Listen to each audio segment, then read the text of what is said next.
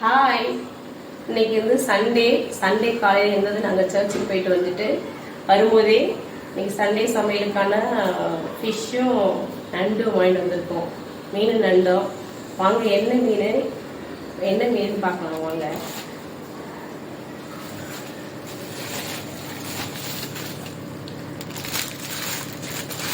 இது வந்து ஷீலா மீன். ரொம்ப நாள் ஆச்சு. ஷீலா மீன் 1 கிலோ 500 ரூபான்னு வாங்கிட்டு வந்தோம்.